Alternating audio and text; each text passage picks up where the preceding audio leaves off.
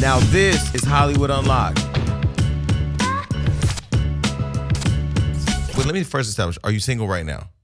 Right now? Like right now at this hour at... No, I gotta go home. Man, I got the DMs right here. Wait, so are you single? Are you single at 2:31?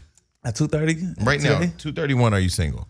No, I'm chilling. Like I'm in a good place. I'm in a good place in life. So do you live by yourself?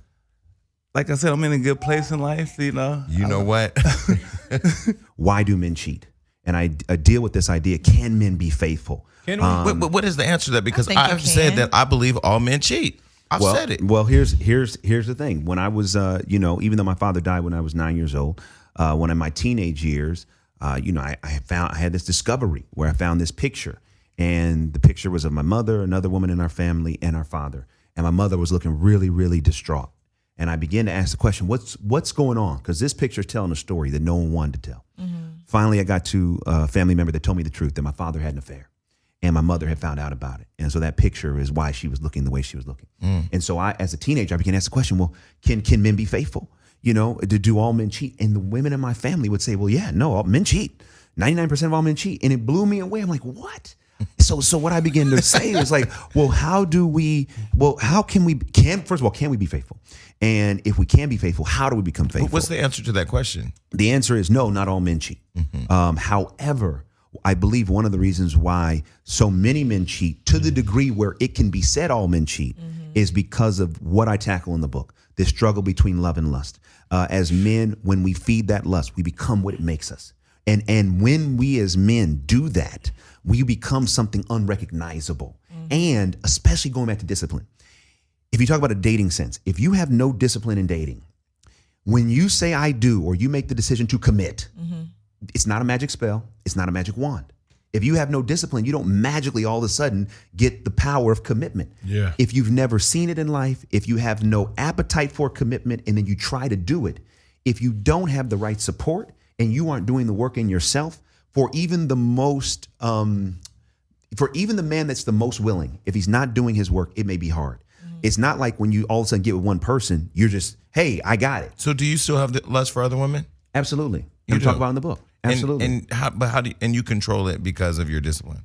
Part of it is controlling because of discipline, but also being honest. You know, so in the book, I talk about we have to accept this thing. So I don't write this book from a standpoint of I've mastered this. Yeah. I'm working on it every day. So all of us have this war between love and lust. And so I talk about the battle is not yours, it's the Lord's. There you go. There you go. You know, but it's us and the Lord because we got to help fight too. Me and Jason was talking about it. We was wondering, like, how do you feel about having sex on your period? Listen, it happened. I heard it happens. Okay, first off, it never happens. I heard. Okay. Okay, so, okay. It depends. Okay, because sometimes, okay, so.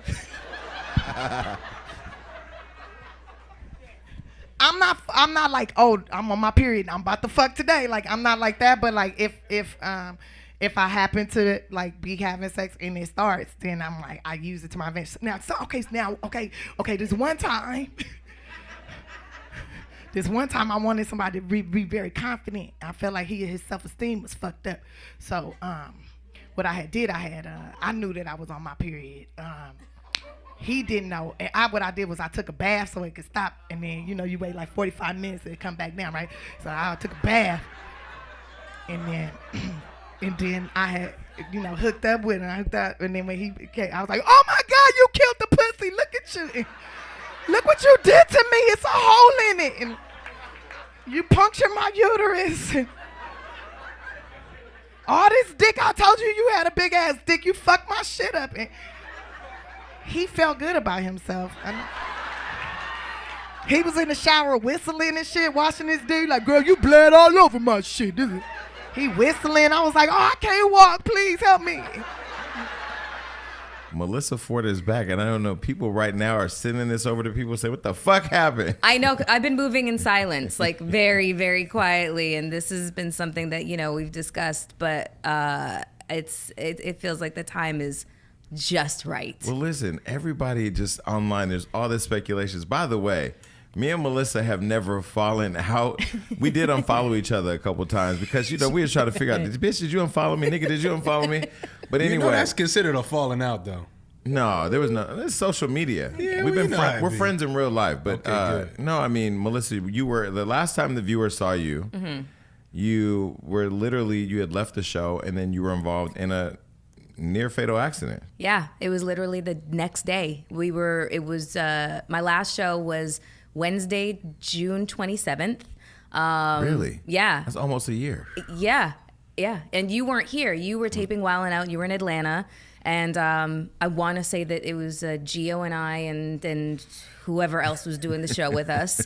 And then the next day was Tank was getting married to Zena, who's now his wife. And she was having her bridal shower. And I was on my way to her bridal shower when my Jeep was involved in an accident. Tank still is one of the fan favorite interviews. Good for him. And you hated that interview. Good for him. And you reacted to that interview Good online. for him. Did you saw the interview? What did you think about the interview? I thought it was disgusting. I thought it was a low blow. You have daughters, and you know my father. And don't lie. Immaculate conception. Don't lie. Don't lie about fucking. Just all of it was a lie. Don't lie about What about niggas burning fuck knocking you in on the the grass? door trying to get. That never happened. The burning fuck you in the grass. Okay, that wasn't so. Let's in light of actually no longer protecting people, we want to tell the truth. I was the getaway driver. Let's tell the whole truth. I actually told my dad that I had a crush on him because me and my dad how and old I were was you 19. At the time? Okay, you were 19. Okay. 18 going on 19, and my dad was like, "Don't do it. He's way older than you. Da da da da. You're mentally you're not ready, right?" And one of the other underdogs, who's like a big brother to me, was like, "Stay away." And that's a real big brother. I'm talking about these people have known me since I was in utero. No lie. So they watched me grow up. You didn't follow the advice. I did not follow the advice. Clearly. And I just felt like, when I watched the interview, how dare you, one, be dishonest? Because I ran into one of those gentlemen that he was referring to. He didn't name names, but I know exactly who was with us that night. Mm-hmm. We dropped one off. The other one was his roommate and had a girl with him. Are you talking about the night you all met? Yeah. And he said you all wanted to have a threesome. That's not true. Mm-hmm. And I just was like repulsed. Like almost 11 years later, because when we started messing around, I was 19. And so this is one thing that always stuck with me about that interview. He said, I don't fuck, I make love or something like that. And so if I sleep with a woman, I make her feel like we've been in a relationship. So how do you think I felt at 19? Mm-hmm. That's understandable. He was the second person I'd ever slept with? So how do you think I feel? And I come from a home where mother and father in one home, right? And so I'm thinking that he shares similar views because this is what's being fed to me. And so I'm like... So you threw the Slurpee in his face. It wasn't a Slurpee, and that's what's, again, a lie.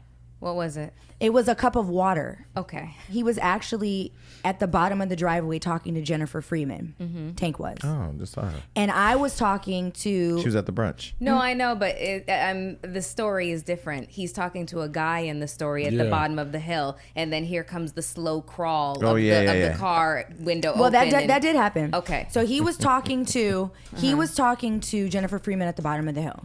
I was talking to a duo that Tyrese had signed at the time, Watts and Six. And they were like, are you okay? Like, are you good? And I was like, I'm fine, Well, Tank departs the conversation from Jennifer and enters our conversation, in which he spoke to all three of us, and I didn't speak back. And he proceeded to humiliate me. Oh, so bitches don't know how to speak, but they seem to know my name real well in the bedroom. Like, is that necessary? So I'm crying tears at this point because it's like, why? This was said in front of the people. Yes. Okay. I went through abuse, and R. Kelly, it's crazy. People call, he an abuser, but an abuser saved me from another abuser.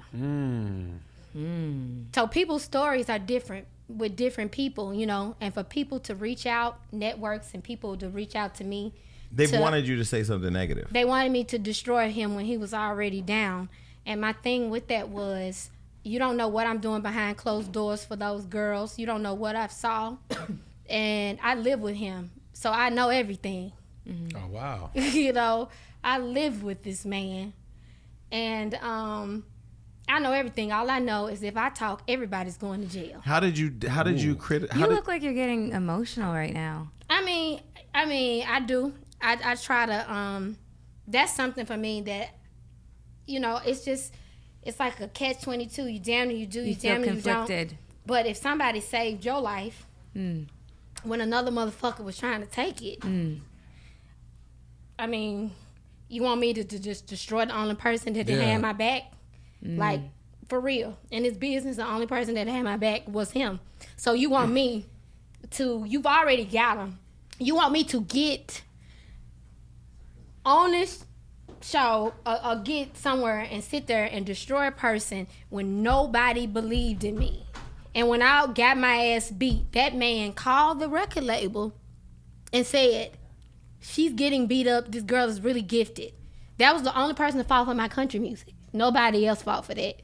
He called the record label and said, this girl touches women. I know she loved Mary J. Blige and y'all love, but this is not Mary. This is something different. That's your gimmick. She look and act like this, but sound like that. We broke the Jordan Woods, Khloe Kardashian, Tristan Thompson story at Hollywood Unlocked. And one thing that we got really heavy in the comments was... CHYNA must be. Wait, what you left? Because you saw. I mean, I read the comments too. She must be sitting there like. I mean, I didn't even think of CHYNA when we posted it. I just went about my day. But CHYNA, you were in every post that we did where people said that, have that same energy because this is what Kylie did with CHYNA. Did you? What did you think about that? I really didn't look too much into it, but I mean, if I had to speak on it, I feel like it happens every day to. Actually, everybody, really. I've seen certain people date somebody and they be friends and then they go behind their back and then start fucking on them or dating them. It happens all the time. Yeah, but you haven't been involved in that. No, not at all. So then why do we make a pass for those that do? I mean, because it happens. I see it. I'm pretty sure you've seen it too. I mean, I've seen a couple of things around the block. And it's just whoop, oh, sky is so blue. Did you understand why people gravitated towards Jordan and supported her when the whole scandal broke? Why more people didn't feel like she shouldn't have been sitting on a man's lap who had a baby and a baby mom by her? I mean, best friend's sister. She lived in the girl's backyard. Whatever the girl's name, Kylie. I mean, I don't know because a lot of people might not know about the whole scandal and whatnot. I feel like a lot of people actually have jobs and things that they probably care more about versus what somebody else is doing in their personal life. So that's why a lot of times I don't even address certain situations, or try to bring it to the light. So why were you so respectful of Tyga's relationship with Kylie when that all happened and not really just come out just shooting, just blazing? I mean, you could have really just shot some shit up. I mean, I'm not really a shooter. Did you decide I'm going to handle this in private for my son or for our relationship? Or? No, it was just all right, it's just time to get back on your grind, CHYNA, and that's it. That was the first thing that came to mind. Yeah. It's always been on my mind, of course, you know what I mean? But what can I do about it? Okay, it happened, recognize it, and then move on. What am I going to go cry and post about it? No. Only thing I could do is just go make more money and worry about my son. And that's exactly what I did. Well, maybe not post about it, but I mean, would you say that when you were in a relationship with Tyga and you guys had King, that you were did it crush you? Most women would feel ridiculously betrayed and just be, in a corner, just because that's the one thing with their heart broken because that's the one thing about you. I mean, definitely on the outside, you are making money. You are extremely successful. You stand on your own feet. You don't rely on any man. I mean, it doesn't look like you're dating a man for money. And there are a lot of women out here that date women for money. And there's a lot of men out here that date women for a place to live because they're homeless sexuals. But it doesn't seem like that's homeless sexuals. I gotta use that. Oh yeah, trust me, I'm gonna brand that shit. I got a homeless sexual getting out of prison tomorrow. But anyway, no, because I never seen you have a meltdown. In the sense of in that situation. So how did you just? maybe like upbringing, who knows? I don't know. Like everybody's like built differently. You know what I mean? And everybody like reacts to certain things differently, and maybe I just reacted differently. Mm-hmm. And sometimes, like, you know, if you're placed in a situation, maybe it wasn't like your place or your time. And I feel like now is like my time. Your time for what? Just to be more open and just move forward and just be clear about certain things, you know? Oh my God, you drugged me in it? I didn't see it. No, this is the reason why. They were saying, why are you supporting Chloe? Oh, because of the because of the situation with French, which Rock I didn't stars, even think about. Knock it off, because I know y'all gonna be looking and listening. Knock it the fuck off, okay? Please. Oh, you know what? When it did, I saw that whole story thing, but that you came didn't out. say a word. I think one of the other reasons why your fans came, out full force is because French is not the only guy that you are rumored to have dated and Chloe's dated as well. Are you talking about James Harden? Yes. I'm just wondering, was there overlappage? Like where you were dating whomever, James or French. I think you dated both of them first, and then she suddenly was popping up everywhere. Right. Was there overlappage? Well, I can't really say because I don't really know. The James, that was way when it was the Olympics. How long ago has that been? So when that situation happened, I'm nowhere to be found. I have nothing to do with that. Yeah, I have nothing to do with that. I don't know what's going on. I don't care. That's not my business. He's a grown man. That's a grown woman. What they do has nothing to do with me. Of course, the fans are going to feel away. They're going to feel like, oh, you know her. Y'all hung out. She shouldn't date nobody that they shoot. These are two grown people that's living their life. They could do whatever they want to do. I'm not attached or tied to any one of them. Now, when it went with the French situation, it was just a little bit more different because at the moment I was around him. It wasn't like a year passed or months, whatever. I was right there around him, so it's kind of like at the same time. So, and in the instance though, he was not my man. I never claimed to say this was my man. That's not the case. But I am not a party girl, a fun girl, a chick on the side, or any one of those things. I was your friend. I was the person that was right down with you. I was the person that helped you out along a whole lot of things that was in the dark. I'm not gonna bash you, make you look crazy, none of that, because I don't have time for that. Yeah. But it made it look real crazy because you moved how you moved so maliciously, and then it was with her. So that was a big old thing, and people had already known that I was, we was acquaintance and we was around each other. So that's why my fans and all these people start going crazy. But you never heard me not once bash her, say anything negative about her or anybody, because that's not who I am. And we had a call when the OG thing happened, and you were so emotional over being blamed for the perception that you were being racist. And I felt like on one hand, you really can't come out and attack her for lying because then people are going to just add to the fire. But then privately, you were so like emotionally distraught by the perception that you would even be that kind of person. So it was just how I felt like she was just doing too much.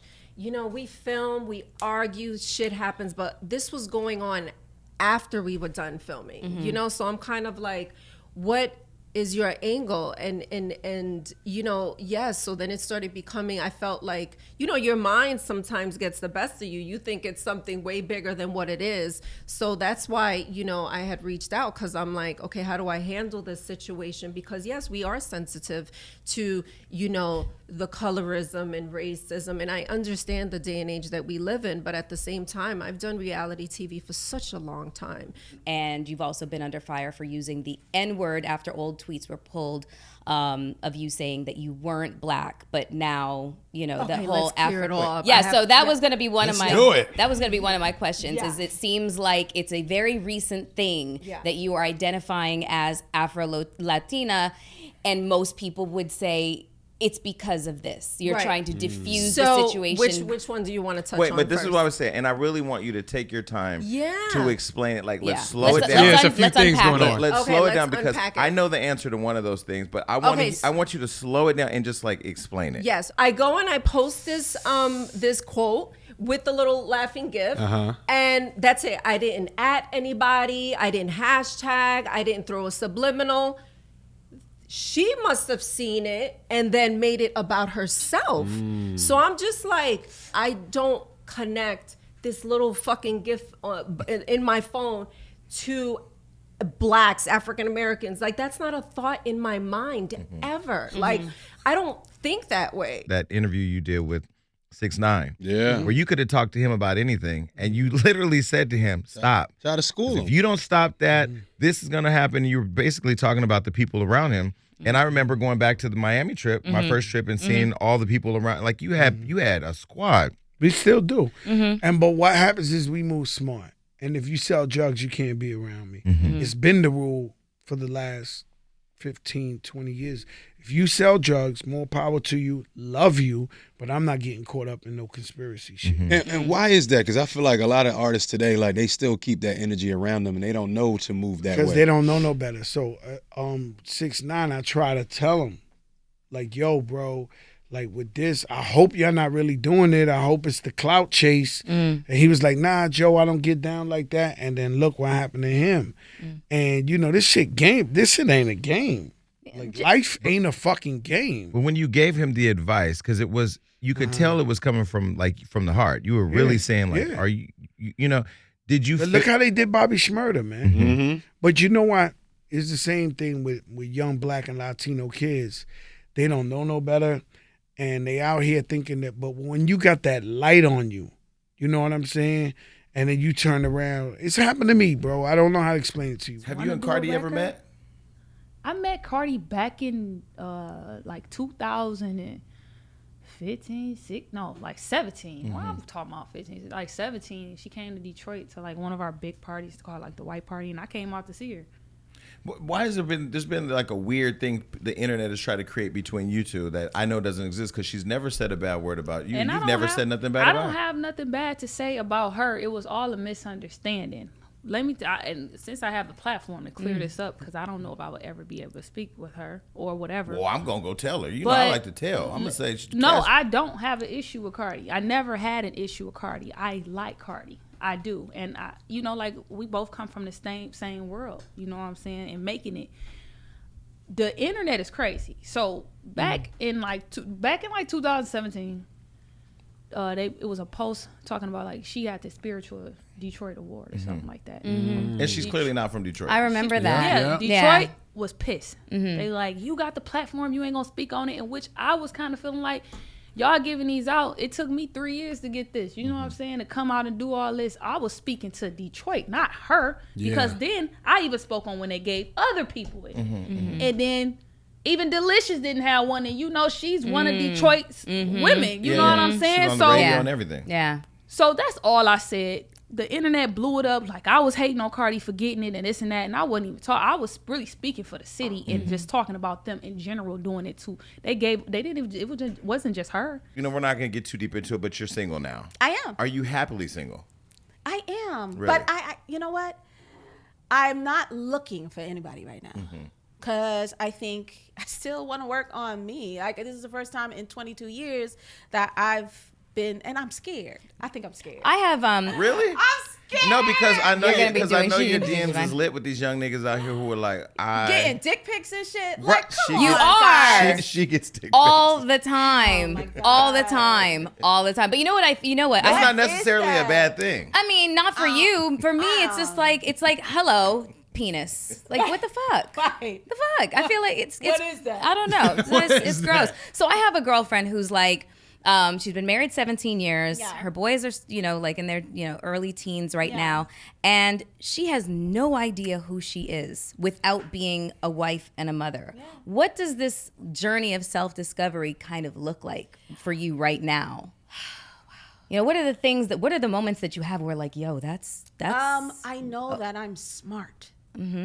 Like, that's what I see is that I had to learn a lot in the last couple of years, and I'm smart. And, you got to understand, I went straight from my mom's house to your husband's my husband's house, and they always took care of the finances and all of that other stuff. You had no break in between to go out and just be a young girl in the streets? No. He means thought. No, that's okay. She know what I mean. I know what he means. Like me. I never. I had too much time between mama house and the nigga house that I found. So. You know what's funny? He got lost out there. I can't even be that. Yeah. Still. Yeah. Because me and my friend had a conversation about the responsibility of who I am. She said, you can't just have consensual nothing because you're going to play yourself out. And I was like, that's not fair. Yes, you can. Go out there and live your life. I agree with her. Because I agree with her. Now, it's a different day and age, right? Hold on. I got to get Wendy on the phone. Keep going. Go ahead. Okay, so it's a different day and age, right? And when I look at millennials and have conversations with all of these people, they're more fluid. And I'm not even talking about with their sexuality. I'm talking about with just being able to, in my day, back in the 90s, we were looked down upon for just casual embracing sex. our own sensuality, right? On a parenting tip, you know, how I came up, I seen my uncle or my cousin, they go away and they had kids. You know what I'm saying? I see what that looks like when they come back home and how they try to reintegrate into the family structure. What was it like for you when you came home, you know, having a son that was that old? And I know you have other children as well. Like, what is that feeling and how do you get back into that family, I guess, routine? Was it hard? What was that experience like? Well, I only have one, besides my daughter, I only have one biological. Oh, okay, yeah, the other's Paps. Okay, I'm sorry. My other children are my stepchildren. But with my son, I was all he knew. He lived with me. I was a single mom. He lived with me. His whole life he was with me. And when I went away, he kind of got bounced around a lot because I felt bad. So whatever he told me he wanted to do, I let him do. I want to go live with my dad now. All right, he go live with his dad for about a school year. That didn't work. I don't want to be here no more. I want to go back to grandma's house. All right, he go live with my grandmother. I don't want to be here. I want to stay with Pat. So trying to parent, but be sensitive to his, because he was going through something. His mom was in prison. The only person that he knew was gone, and it fucked everything up. You know, prison, it doesn't just affect the person that they send to jail. Yeah. It affects anybody that they take care of. It affects anybody that they love and that love them. And when I left, he was a 7-year-old boy. He was a kid. And when I came home, he was a teenager. 2 different people. 2 different people. And I wasn't the same mom, and he wasn't the same son. And we clashed constantly. Because he had resentment. Whenever he get mad, you left me. This is why this is like that. This is your fault. I hate you. I don't want to live here. I want to go live with grandma.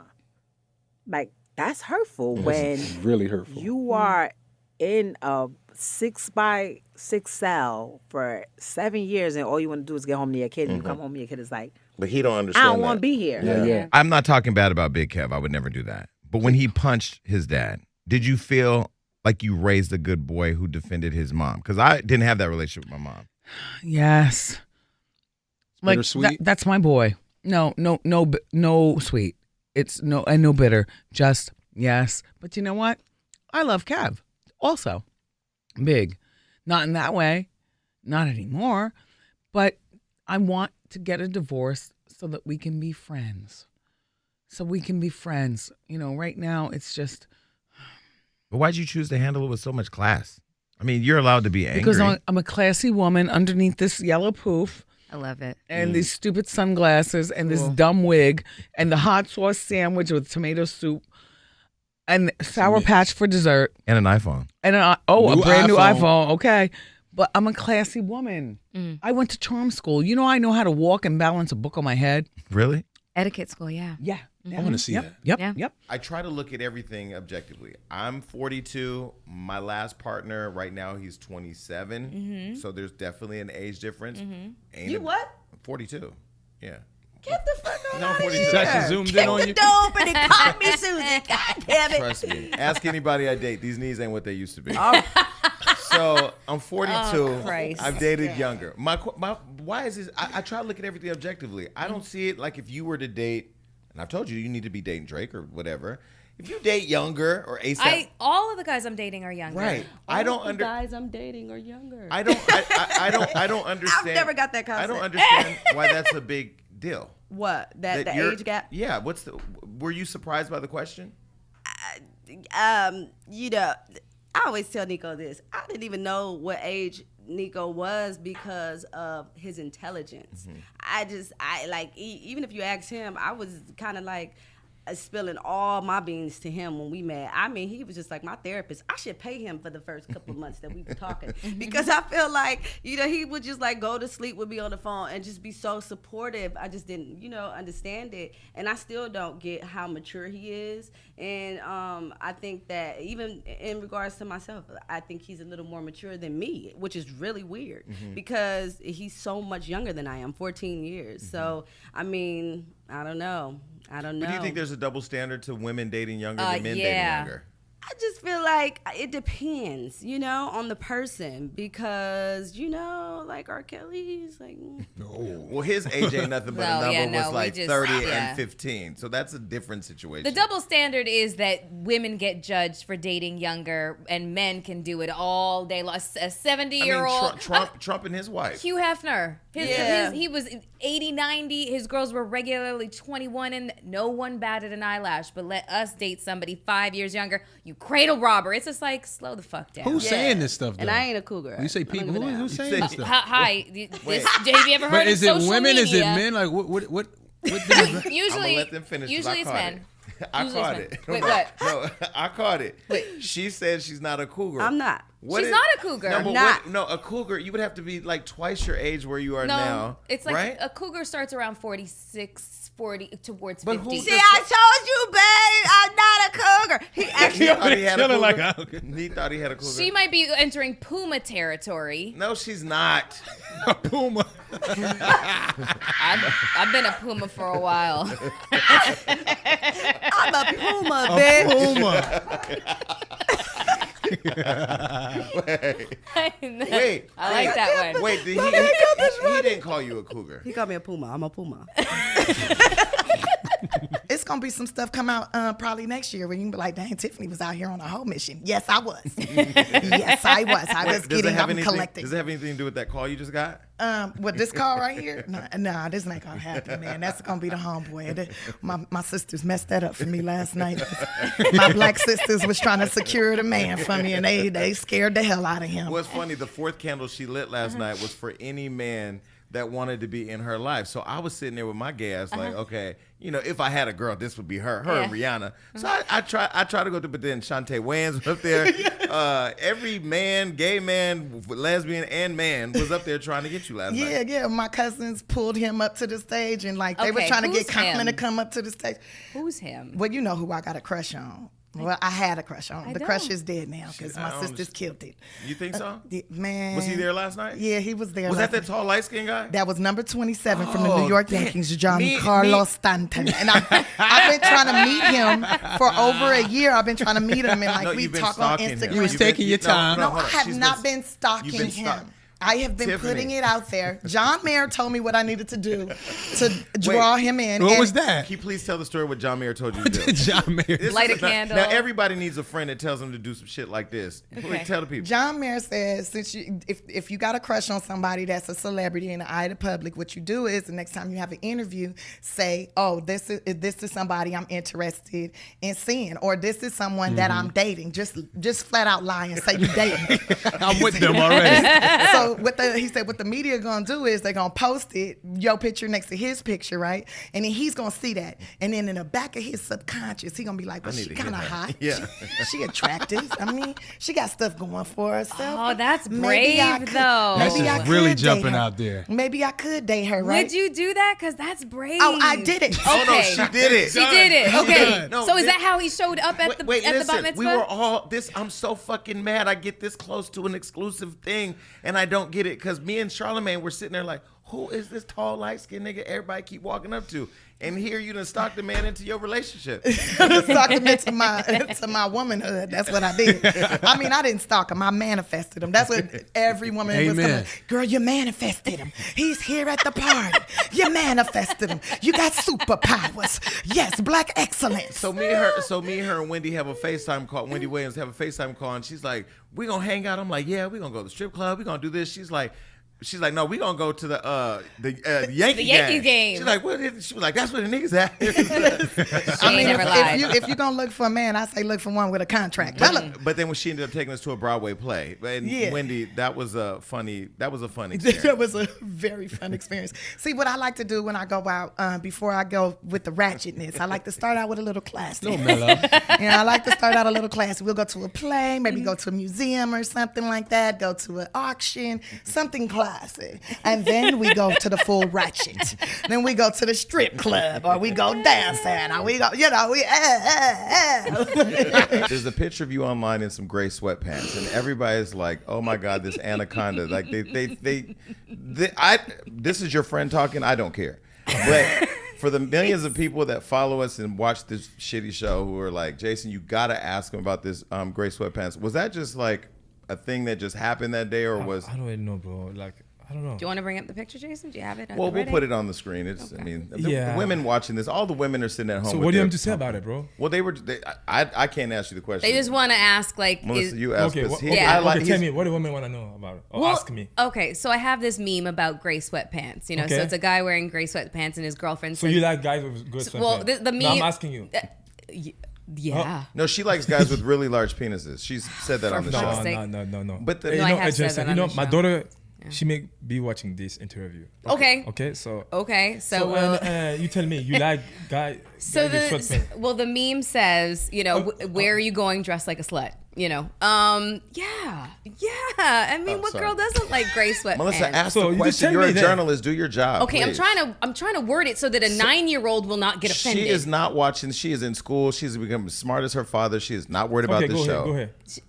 Melissa, ask him. Every single woman is wondering, like, is it just go straight for the kill?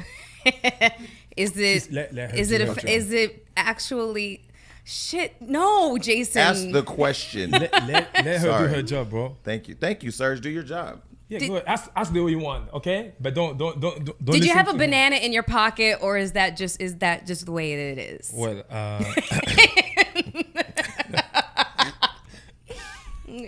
that's all I could come up with. You know what? Because every woman's thinking, "Are you hungry? How hungry are you?" How hungry I am, Melissa. I don't know.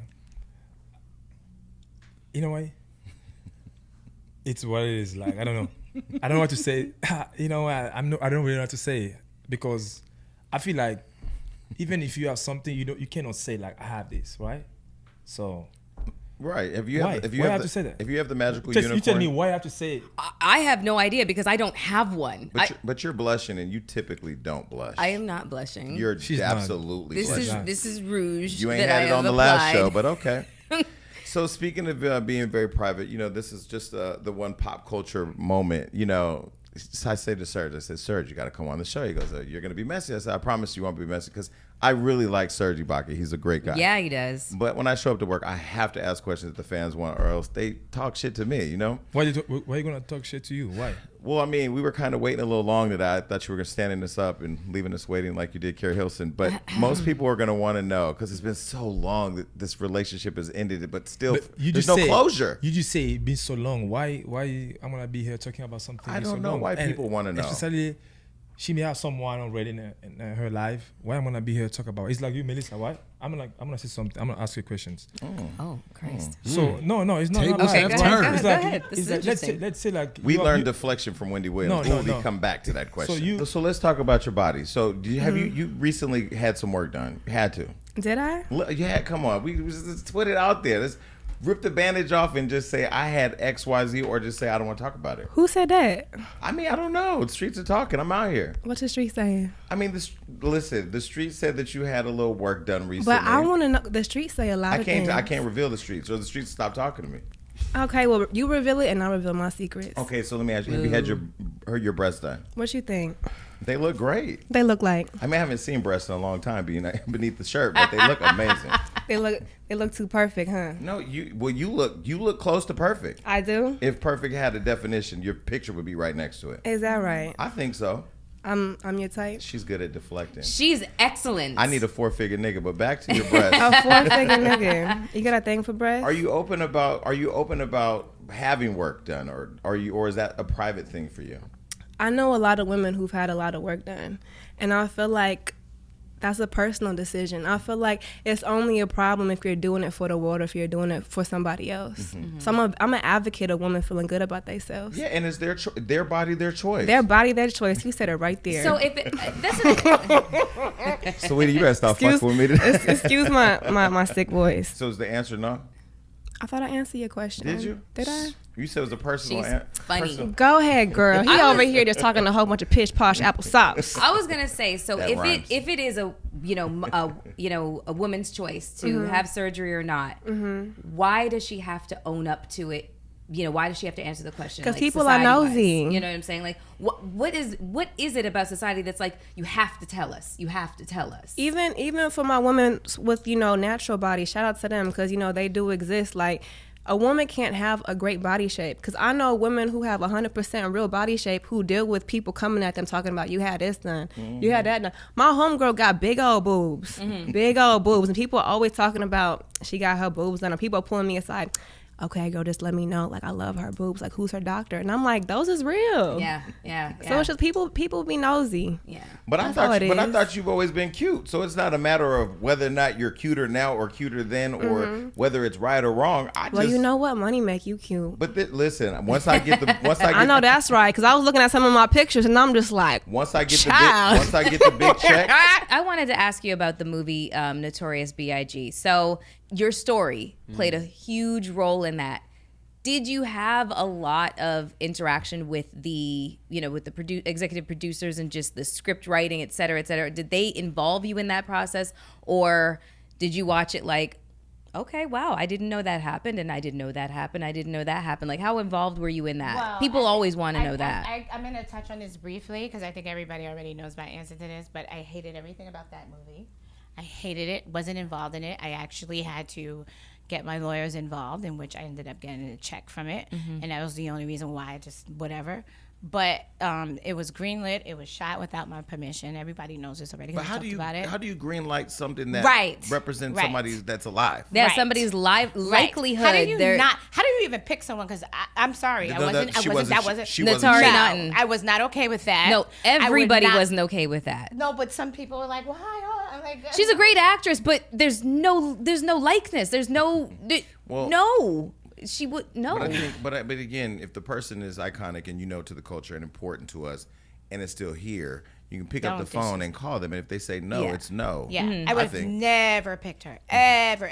She has nothing in common with me. Nothing. Like we have nothing in common. No, seriously. Yeah. I've said it already, so I'm not gonna sit here and like act like I didn't say these things or whatever. But I've said it. She has nothing in common with me, and I don't like the way she's been disrespectful about it because I wasn't even like basically blaming her, but she did like a whole documentary coming at me, and I'm like, what the heck is this? I said like, okay, boo, you don't want this smoke, because at the end of the day, like I really could really go there, but I've been letting her, because her thing is she wanted me to just be okay with it. But if I'm not okay with you playing me in the role, either you're gonna do it, because I can't tell you not to take a role and get your money, right? But don't say, oh, I love her and this, that, and the third, when you were like, well, I don't care what she think, I'm gonna still do this movie. So basically, you're doing it without my stamp of approval, so you're doing it for a check, or you're doing it to come up. That's fine. But don't make it seem like I'm hating on you because I want you to do it. I don't listen. At the end of the day, all of that talk she did on the documentary, I felt it was very disrespectful. So you're over at BET. 50's coming over at BET. Are you guys? Where does your relationship stand now? Because you guys, there is none. There's no friendship. There'll never be any, and that's fine. Yeah, you know what I'm saying. Like, but you don't think you'll get to a point of success where you both are in TV? We are at a point of success. I'm doing well. He's doing well, but we do not need to talk. We don't like. What am I gonna say to this guy after all of the shit that we've been through? I mean, living in New York when it all was could I ever invite him over to my crib? Not to your crib. All right, but if I can't, I'll never trust him. Yeah, I'll never think. And look, it's fine. It's fine. Like everyone needs to get over it and move on. and we could coexist. So, question for you, because I mean, I lived in New York when all of this stuff was going down. Like the drama. Yeah. So, what's your current relationship like with Ja? You guys are still Me and Ja's till death. Till death. Okay. Yeah, all right. yeah. So I'll be at his funeral before he dies. Before me, he'll be at mine. He just followed us on Instagram. Shout out to him. tons Ja's a great guy. Mm. Like if you know Ja, he's one of the best, coolest human beings, man. Mm-hmm. But he's trying to redo that music festival thing. Are you going to get on that? Yeah. So what? Yeah. No, what that's was, his thing. What was your right? thoughts about the whole Fry Festival situation? I support Ja to the fullest. Right. And You weren't going to go to that festival. I was. Were you? Yeah, I was going to support And have him. What are you cheese kidding me? sandwiches The with shit- everybody. But listen, we didn't know it was It cheese looked- no, it sandwiches looked good and leading up to fucking it. FEMA tents, Right. guys. We didn't know that. The reason why all them rich white people went because it looked No. like holy Listen, shit. what I love, let me tell you. Hold on, you been to Coachella? Listen. You gotta fucking wear a mask. You been to Burning Man? It's like you're inhaling dust all day. Now here comes a festival in the Bahamas in the water. And every major supermodel in with the- Bella Hadid and Kendall Jenner. Chanel Sign Iman. me the fuck up. Are you kidding me? The promotions and everything was great. They just didn't execute it. I was surprised to see the whole controversy with you and Nipsey because I know that you respected Nipsey. No, listen, that's really not, and that's what social media has done. It's really not controversy. Like Nipsey as a man, an individual, where he from, his business ventures, who he was as a father, as a husband. What he represented. I've never spoke on that because me and Nipsey never spent that type of time together, right? When somebody asks me a simple question based upon a legend in music, right? Me being who I am, you understand where I come from. That word, just like I've never seen a 15-year-old die as an OG. You have to be around long enough to obtain that status. So when I speak on legend in music, I'm speaking on stats. You know what I'm saying? I personally felt like he had 2-3 great songs. Last time I checked, it was one of my favorites. That should have went big. Why they didn't go big, I don't know what the politics was, but he dropped one album, not his mixtapes, in like 6-7 years, right? So in order to be considered a legend in my book, where I come from, like, In music. in music, we talking LL Cool J, we talking Ice Cube, Dr. Dre, you know, Body. We talking, you know, and even like let's just let Snoop and let me tone it down. We talking, you know, Outkast. You know what I'm saying? Like, you know, it's like you have to have those stats. It's a lot of people that have been around that don't have the stats. That have been around 20, 25. One of my favorite rappers that doesn't have the stats, Cam. Because Cam was a real political rapper. And I told him 20 years ago, boy, if you don't tone that shit down, they're gonna block you out. Cam was too real for him. You know, he was really like the rapid Malcolm X. You know what I'm saying? So it's like, but Cam doesn't have the stats because politically the labels kind of like blackballed him a little bit, so his sales wasn't there. But you know, to me, I look at him as a legend differently in music. It's levels to it. You got like E40. Yeah. E40. They say he's a Bay Area legend. Look, I was gonna say Yeah. he's a Bay Area, but I got to give him a little more than that. West Coast legend, right? Yeah. Then you get a guy like Game that comes after E40 that has crossed, right? Right? His legendary status as still being a living legend, 15 years in the game, 30, 40 million records sold. He done been on world tours 18, 19, 20 times. He done did all kind of things. It's different. Then we go to Cube, like Game's not Cube legendary status, right? So, and I think what we need to start factoring in, because I always play devil's advocate with myself. I think we should factor in underground legends. Big L. This dude never went mainstream, but underground. You know what I'm saying? SIBO. Do you remember SIBO? I did all my prison time on SIBO. Yeah. Right? So, underground legends like Dub C. Dub C, one of my favorite rappers. Right? Now, he may not have the stats, but he was part of our culture when he was kicking the door down for this West Coast. And always part of big movements, you know what I mean? West Side Connection. Him and Q right now, they still tour the world 100, 200 times, 200 shows, 2-hour shows every time they get up there. So what the world did, they took what Wax said and said, oh, he said Lip Nipsey not a legend. No, we're talking music. I'm not talking nothing else.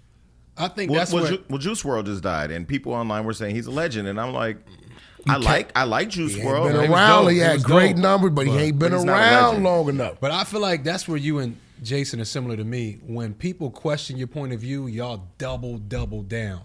You know, and I feel like people didn't really want to realize that you were just talking about music. It just looked like to them it's like you were just shitting on his legacy. They wanted me to be the sheep and just follow what they say, right? I was 17 when I lost my brother, so I can relate on that level, like being a teenager. Your brother was older than you or younger? He was older than me. Okay, yeah, my brother was older than me. He was 20 when he got killed. So he didn't even see 21 yet, and it definitely was like a life changer for me, because when you're so used to someone in a household with you, and my brother inspired me a lot. Like, I think he's the reason why I'm probably even The way you are. the way I confident. am. You know what I mean? Yeah. Just probably liking girls, playing. I'm the reason why he's the reason why I probably play football, because he was on the football team. Like, I really looked up to my brother. It wasn't just like, oh, this is just my brother. Like, that was my other half, my everything. You know what I mean? And to lose him, it put me in like a lonely feeling. Like, it was like losing basically your other half. So it had to, like, mentally, I had to prepare for moving on in life without this person that I'm so used to next to me. Yeah. So now I'm just like, I gotta take care of my family now. I gotta take care of my mother. I have a little sister, too, that came about with me. And my brother was always like one, but my little sister came out later on in the years. So she don't really understand the bond I had with my brother prior to that, But now I have to take care of her and have her understand. She was young when he died, so she didn't really. She was like a baby. She didn't understand it or whatever the case. So, I'm happy that she don't. You know what I mean? Because the way I feel about how it affected me, that's the last thing I would want her to go through. It's a lifetime of torment. Yeah, you know what I mean? No matter how many years go by, I mean, No matter. the emptiness of the whole family when you lose somebody, in the effect. How did you find yourself? Because it took me a long time to really like gather life. I don't even think I ever. I don't know if you ever. You don't ever recover. I don't All you think- do is just stay busy. Yeah, I don't think you do. I mean, I lost my father when I was almost 16 years old, and there continues to be an empty void. Yeah, it's no such thing. Anybody that ever say, you survived. I've overcome it. You survived. Yeah, you're surviving. Yeah, that's it. That's all you can do. You're surviving. How did you keep his memory alive though? Like because when somebody dies tragically, you typically remember that for a long time, and then you forget the other stuff, or you don't put that in front of those thoughts. But like, how do you think about him now? Like, how does he live through you now? Just man, like it's like hard to like, because you're not only dealing with the death of him, you're dealing with your mother losing a child. You know what I mean? So it's like so much more responsibility. You know what I mean? On you, definitely when you're financially taking care of things. You're looking at it like just somebody that was just like a part of the family, that was just like the one that tied everything together, and then you lose that. So like music to me was like my only way of like trying to like just, I guess, express that and let it be known, like even with the Queen's Foundation, just having people understand like losing a brother or a sibling or anybody that's close to you, like, is like one of the most hardest things you can deal with, because it's not just losing someone you just met or don't really know. Like, this is somebody you grew up with from the time you was born. You know what I mean? So your life is shifted. It's not that way no more. It's not the same no more. So you're literally preparing for a whole new life. Like every day is like living a whole new life to me. Like when that day happened, I literally changed to a whole nother person. So we just had Young M.A. on the show, and we were actually having a conversation about independent. And I'm not the hip hop guru. I mean, I know some hip hop people, and we're on a hip hop station, but I don't know the difference between like being really independent and not fake being independent. I guess there's like a fake independent There's movement. people that are fake independent. Yeah, I mean, there was this thing for a long time, like called like where you would get a upstream deal. So like you would sign to like an indie label, or you would sign and they wouldn't announce it, and the label would like push you to get a certain number of accomplishments done, and then they announce that you would sign to their label in like some type of press release, and they would make that like the the thing that would catapult you.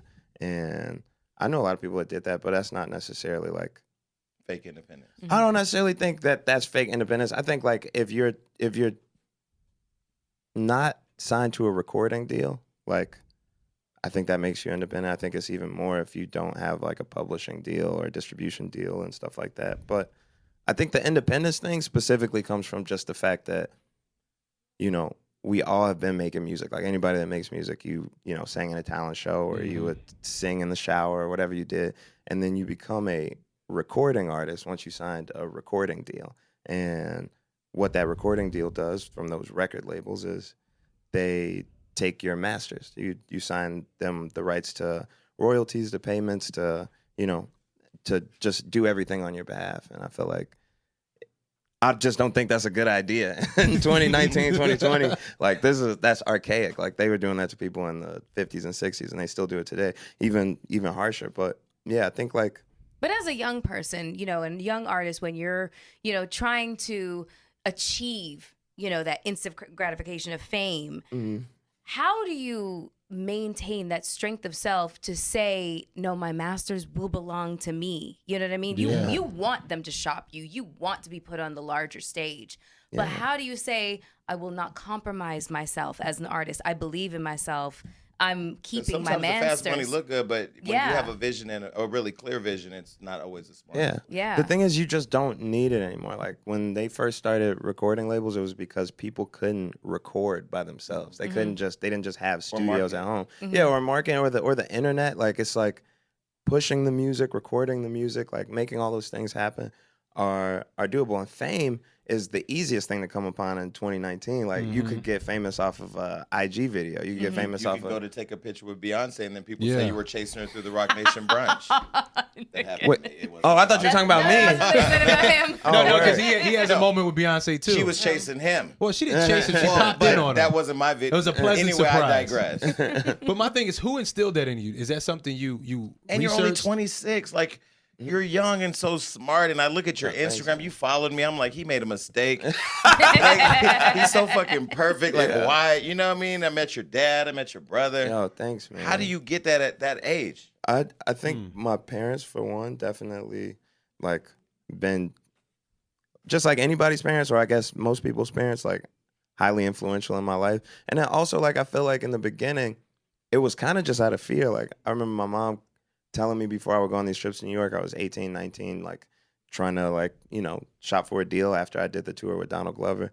And my mom was just telling me, don't sign anything, don't sign anything. I think that's just like, it got to a point where I was like, all right, I can't sign nothing. Like, but yeah, I think my parents for sure. And I'm young. I just lived a long ass life. Like I grew up fast as hell. We both have been to Sunday service. I've been there 3 times. He's been there once. She has not been there yet. She's a critic. I haven't been either. So what do you think of Kanye West and the whole Jesus is King movement now? You know, I just feel like Kanye follows his muse. Like this is where he is in his head right now. This is what he's interested in. And I feel like as an artist, that's how he's always been. He follows. He's very truthful and very free about where he is at that moment, and he communicates that through his art, and that's what he's doing right now. I've said he's a visionary, and I said that he's a genius. I think sometimes people get conflicted between his music and his artistry and his ability to create a vision and manifest it into reality, and his personal selections with, you know, his friends in the White House. Yeah, and you know, a lot of us have disagreed with him being, you know, embracing Trump and embracing that whole movement. And obviously, I've publicly done so, and privately, and then he publicized it. But, you know, I still feel the same way about that. Like, I strongly disagree with that whole movement, and I think it was a mistake for him to align himself with Trump. But I still think he's a great artist, and he continues to follow his muse, and I think we're better off with him being free as a creator to do whatever inspires him at that moment. And it's going to take us through journeys, you know, wherever he is in his life, that's what we're going to see in his work. Well, I think I think good friends pick up the phone and call their friends and have real conversations. Yeah. So it's good to hear. So we talked about it, and, you know, y'all saw some of it, but, you know, that was the honest conversation. That's interesting because a lot of people's relationships did not last with, you know, when somebody was a Trump supporter and somebody was anti-Trump, families fell apart, you know? Yeah, and you know, I think everybody's got to deal with their own family situation, their own friend situation in their own way, and you know, you handle it the way you handle it. But what I like about you, though, is you've been proven that you can be positive and have a very successful career. I think it all boils down to having real talent. I mean, because there's a lot. I'm on the show called Love and Hip Hop, which, by the way, I told everybody there, I don't see any of you on Billboard, but you have a show to do music. But how do you stay so positive in a world that's consumed with so much negativity? Well, I don't think it's always about positivity. I think it's about truth telling and being authentic. And so some of the things I talk about are negative. Some of the things I talk about are pretty dark subjects, but I try to talk about a positive vision for how we fix it, how we change it, but it's always honest, and it's always me being true to who I am and what I want the world to be. And I feel like people respect that in the artists. Nina Simone and Paul Robeson.